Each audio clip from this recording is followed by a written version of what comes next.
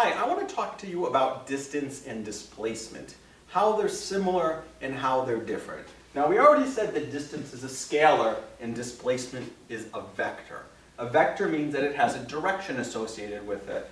This does not. But there's some other kind of fundamental differences too. So imagine this. Let's say you walk 3 meters to the right, or to the east, and you walk 4 meters to the north. You've taken a total of gone a total distance of 7 meters. So the distance traveled is 7 meters. The displacement is not. The displacement is a vector, remember? So it really tells you the difference between your starting position and your ending position. In order to find this, we have to find the resultant, r. And if you do the math, it turns out the resultant, using the Pythagorean theorem, has a magnitude of 5 meters, and it's at an angle of 53 degrees. So your displacement is going to be 5 meters at an angle of 53 degrees. And that's measured from east, going north from east, so north of east. So some really profound differences in what they mean. And clearly, distance, because it's a scalar, you can just add up 3 plus 4. But when you start adding vectors, you need to start thinking in terms of trigonometry and finding resultants, because no longer does 3 plus 4 equal 7. 3 plus 4 in this case equals 5, because you have to take into account the angle. I want to show you now what a graph might look like of a displacement travel.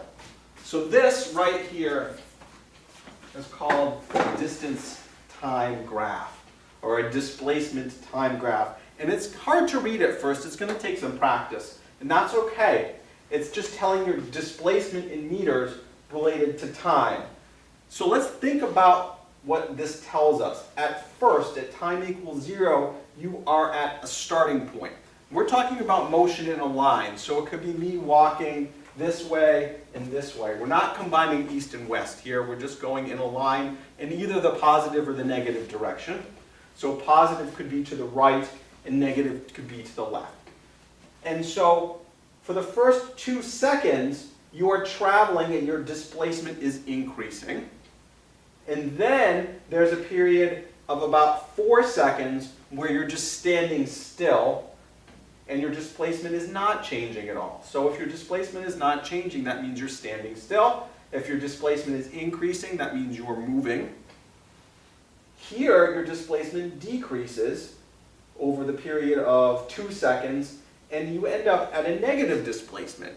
That means, if we're looking at a graph right here, and this is your starting point, imagine this. For the first 2 seconds, you go 5 meters. So that would be like, we've gone this far. And then you just wait here. And you wait here for another few seconds until we reach time equals, I guess, 5 seconds. Might correct that. And then once you reach 5 seconds, you start walking backwards. So from this point, you go backwards. And you pass your starting point, and you actually go past it like this. So you're now right here, you're at a negative 3 meters, so 3 meters to the left of where you started. And then you go back to your starting point there, boom. And at the very end, your displacement is 0. I'm going to walk this out for you. I'm not going to be able to do this to scale exactly, but I just want to give you a sense of what it looks like. So I'm going to walk this way for a couple of seconds. I stop and wait 3 seconds. Then I walk backwards. I cross the starting point. I reach the ending point, and then I come back to my starting point here. These graphs can tell you a lot of things. First of all, you're reading displacement directly off this graph. But if we look at distance traveled, remember, distance is a scalar, not a vector. So you go 5 meters, and then you wait. And you obviously don't travel any distance when you wait, so that would be 0 meters. And then you go backwards another 5 meters, and then another 3 meters past that. So you go backwards 8 meters, and finally you take 3 steps forward 3 meters. So ask yourself, how far have you traveled in total distance? It's just 5 plus 0, we'll count that standing still as 0, plus 8 plus 3. So you've traveled a total distance by the time you reach 9 seconds of 16 meters. But your displacement is 0 because you were back at the starting point. Now there's one last important piece of information that this graph can tell us. And this, by the way, is distance, remember? Your displacement is 0. One last piece of important information that this can tell us, and that is from the slope of this line. So when you look at a distance time graph, the slope is really just your velocity or your speed. The velocity has a direction, it's either a positive or negative, right? Because we're moving in a line. So if you include the positive or negative sign, that would be velocity. Speed would just be the magnitude of it. So let's look at this. For the first 2 seconds, you go 5 meters. So from t equals 0 to 2, you travel 5 meters. And your slope is just your change in y over your change in x. So your change in y is 5 meters. You've gone from 0 to 5. You've increased by 5 meters. Your change in x is, you go from 0 to 2 seconds. So 5 meters divided by 2 seconds is 2.5 meters per second. So that is your velocity right there, 2.5 meters per second in the positive direction.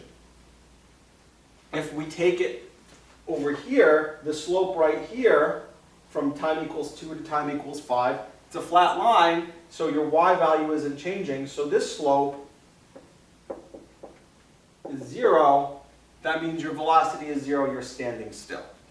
Here, from time equals 5 seconds to time equals 7 seconds, so from t equals 5 to 7 seconds, you have a displacement of, let's see, you start at 5 and you end at -3, so your change in y is -8